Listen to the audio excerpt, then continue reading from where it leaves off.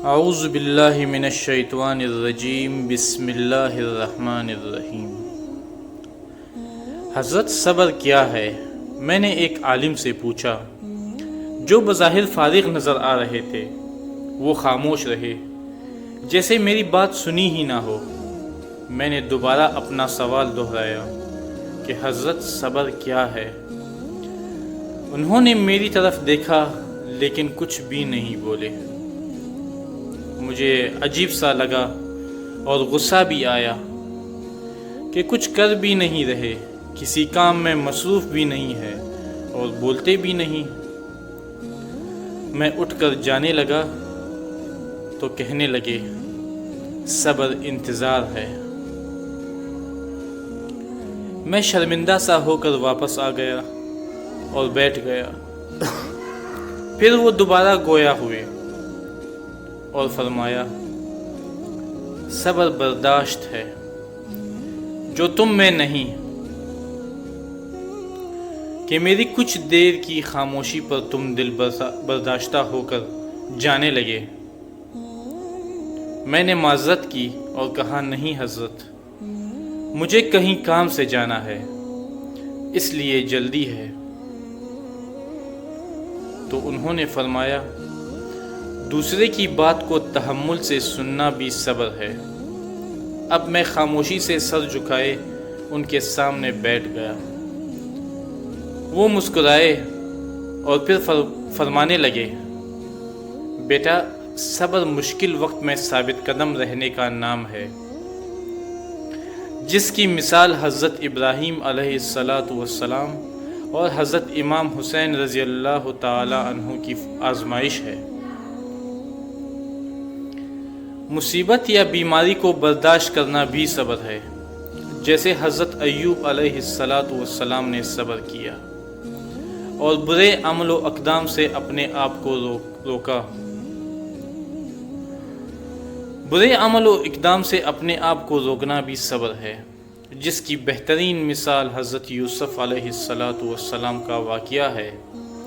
میں نے کہا حضرت، یہ سب تو بہت رتبے والے خاص اور عظیم لوگ ہیں، ہم ان جیسے کہاں؟ ہم کیسے برداشت کر سکتے ہیں؟ کیسے ہمیں صبر آئے گا؟ کہنے لگے بیٹا، بے شک ہم ان جیسے نہیں ہیں، لیکن ان خاص لوگوں کی زندگیاں ہی ہمارے لیے نمونہ حیات ہیں۔ بیٹا، اللہ کسی کو اس کی طاقت سے زیادہ نہیں آزماتا، وہ ہم سے زیادہ ہم کو جانتا ہے۔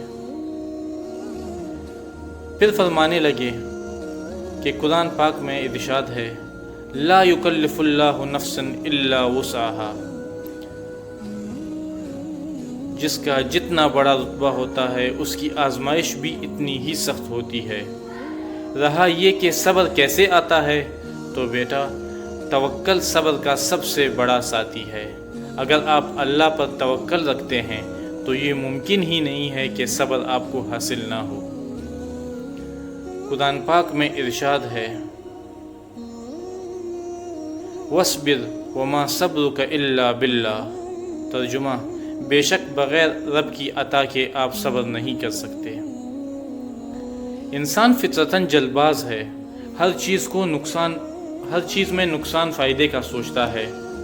ذرا سا نقصان اس کو غم میں مبتلا کر دیتا ہے، اس نقصان کو پر کرنے کے لیے ادھر ادھر ہاتھ مارنے لگتا ہے۔ ذرا سی جسمانی تکلیف میں پریشان ہو کر شور کرنے لگتا ہے اور دعا اور دوا پر اصرار کرنے لگتا ہے کہ بس جلد صحتیاب ہو جاؤں۔ یہ سب اس لیے ہے کہ اسے سارا فائدہ دنیا میں نظر آتا ہے۔ یہ سب اللہ اور آخرت پر کمی کی وجہ سے ہوتا ہے۔ وہ اپنا مقصد حیات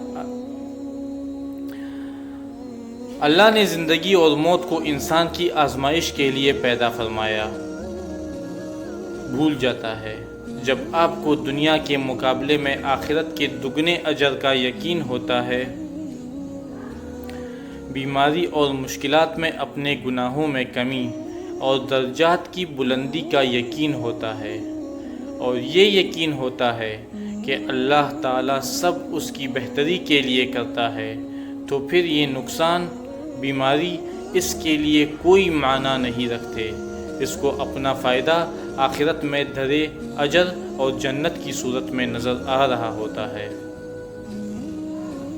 پھر فرمایا، اور ہاں ایک آخری چیز بیٹا، صراط مستقیم، سیدھا راستہ، یعنی انعام یافتہ لوگ، صدیقین، شہداء، صالحین، اس پر چلنا بھی سب سے بڑا صبر ہے، کیونکہ یہاں لڑائی خود اپنے آپ سے ہوتی ہے۔